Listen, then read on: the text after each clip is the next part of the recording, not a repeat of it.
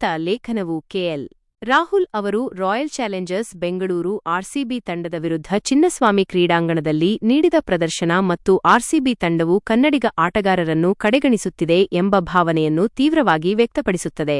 ಲೇಖನದ ಪ್ರಮುಖ ಅಂಶಗಳನ್ನು ಕೆಳಗೆ ನೀಡಲಾಗಿದೆ. ರಾಹುಲ್ ಅವರ ಆಕ್ರಮಣಕಾರಿ ಸಂಭ್ರಮಾಚರಣೆ. ರಾಹುಲ್ ಅವರು ಶತಕ ಗಳಿಸಿದ ನಂತರ ಬ್ಯಾಟನ್ನು ನೆಲಕ್ಕೆ ಗುದ್ದಿ ಎದೆ ಮುಟ್ಟಿ ಇದು ನನ್ನ ನೆಲ ಎಂದು ಸಂಜ್ಞೆ ಮಾಡಿದ್ದು ಆರ್ಸಿಬಿ ಮಾಲೀಕರು ಮತ್ತು ತಂಡದ ನಿರ್ವಹಣೆಗೆ ಅವರ ಅಸಮಾಧಾನವನ್ನು ತೋರಿಸುತ್ತದೆ. ಸಾಮಾನ್ಯವಾಗಿ ಶಾಂತ ಸ್ವಭಾವದ ರಾಹುಲ್ ಅವರ ಈ ನಡೆ ಅವರೊಳಗಿನ ಅಸಮಾಧಾನದ ಅಭಿವ್ಯಕ್ತಿಯಾಗಿದೆ. ರಾಹುಲ್ ಅವರ ಆರ್ಸಿಬಿ ಪರ ಆಡುವ ಬಯಕೆ. ರಾಹುಲ್ ಅವರು ಈ ಹಿಂದೆ ತಾನು ಬೆಂಗಳೂರಿನ ಹುಡುಗನಾಗಿದ್ದು ತಮ್ಮ ನೆಲದ ತಂಡದ ಪರ ಆಡುವುದು ಅದ್ಭುತ ಅನುಭವ ನೀಡುತ್ತದೆ ಎಂದು ಹೇಳಿಕೊಂಡಿದ್ದರು. ಅಶ್ವಿನ್ ಅವರೊಂದಿಗಿನ ಸಂದರ್ಶನದಲ್ಲಿಯೂ ಅವರು ಆರ್ಸಿಬಿಗೆ ಮರಳಲು ಸಿದ್ಧ ಎಂದು ಸಂದೇಶ ನೀಡಿದ್ದರು.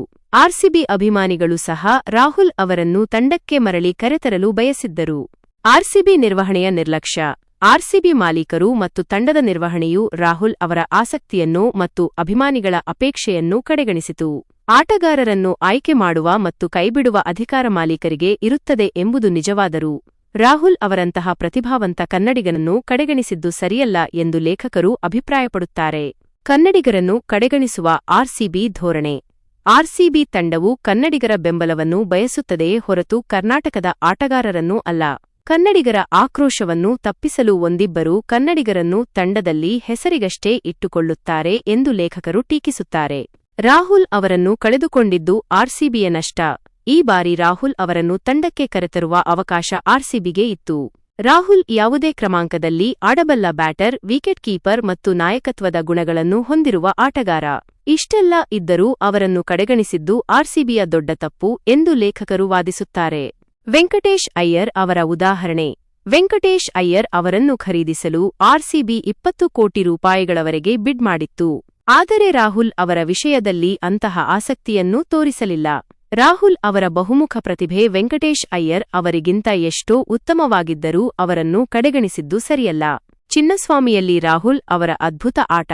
ನಿನ್ನೆ ಚಿನ್ನಸ್ವಾಮಿ ಕ್ರೀಡಾಂಗಣದಲ್ಲಿ ರಾಹುಲ್ ಅವರು ಆಡಿದ ಅಜೇಯ 93 ರನ್ಗಳ ಇನ್ನಿಂಗ್ಸ್ ಅತ್ಯುತ್ತಮವಾದದ್ದು.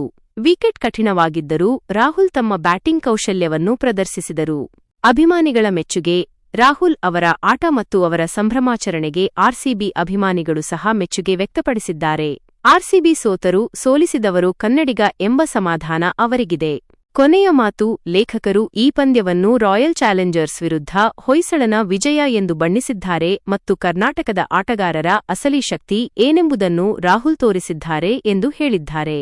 ಒಟ್ಟಾರೆಯಾಗಿ ಲೇಖನವು ಆರ್ಸಿಬಿ ತಂಡದ ನಿರ್ವಹಣೆಯ ಕನ್ನಡಿಗ ವಿರೋಧಿ ಧೋರಣೆಯನ್ನು ತೀವ್ರವಾಗಿ ಖಂಡಿಸುತ್ತದೆ ಮತ್ತು ಕೆಎಲ್ ರಾಹುಲ್ ಅವರ ಪ್ರತಿಭೆ ಹಾಗೂ ಅವರ ಆರ್ಸಿಬಿ ಪರ ಆಡುವ ಬಯಕೆಯನ್ನು ನಿರ್ಲಕ್ಷಿಸಿದ್ದನ್ನು ಟೀಕಿಸುತ್ತದೆ.